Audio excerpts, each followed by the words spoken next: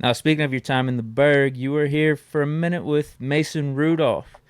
What did Yeah, you, Mace. yeah, what did you think of those last four games for this last season and his performance? And what do you think about his prospects here going forward? You think we're going to re-sign him?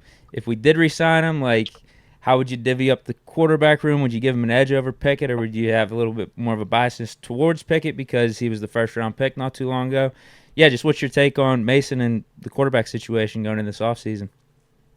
Man, most, we've met several times, but most, you know me, I can't really, I'll never fake the funk. Like I know exactly Facts. what's going on, Facts. and I'll never, take away anybody's abilities or nothing like that. But I play with Mason, and being the fullback, um, being a fullback and being the third running back in the line, I usually caught my ball protection and my hands off, my all that stuff. Me and Mason was usually, I was usually one going with him. So we do have a relationship, and I was super proud to see him, putting on for the team. Um, I have no idea what they're going to do with the quarterback room, man. I think that that is a position that we do need to solidify Facts. as a team. Yo. I'm not sure which way to go. I like, I like them all. I like Kenny. I like Mason. And just like with the game, I think just like in any other position, if somebody's balling out, man, it's next man up. You know what I mean? So Okay. Okay. I'm not sure that I have an answer on who should be starting, who should we bring in, or who should we be paying, or anything like that. I more so want to see how Kenny responds. Yeah. We Yeah, got a that's what whole we're nother saying. training camp. We got a whole nother season ahead of us, and I think just like a rookie football, that's tough for anybody. You know what I mean? And Mm-hmm. it was tough for Mason when he first got there, and he went through the blender as well.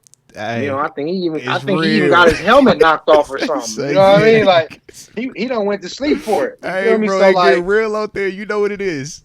yeah. So I'm just like, I really just I hope that that battle is healthy. I hope that those guys is helping each other, and I hope that we do solidify that position up in some way, shape, or form this year, and just get a little bit more consistency. That's Yo. what I would like to see. Just a little bit more consistency.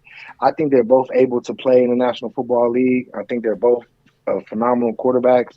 But I just, looking for a little bit more consistency from the computer room. I mean, from the, quarterback room. Scale of 1 to 10, how surprised were you though of Mason's performance in those last four games? How he showed out like that? Man, I think, Mason's been there long enough and been through the fire long enough to realize what being in the playoff means and what Steelers football means in He knows that playoffs. Steeler way. Mm-hmm. Yeah, so I don't. So 1 to 10, I just love the fact that we made it. Obviously we could always be better. You know what I'm saying? We could always do more. But I think that I'll probably give Mason like a 8. You know what I mean? Like shit. You know what I mean? We got to the offs.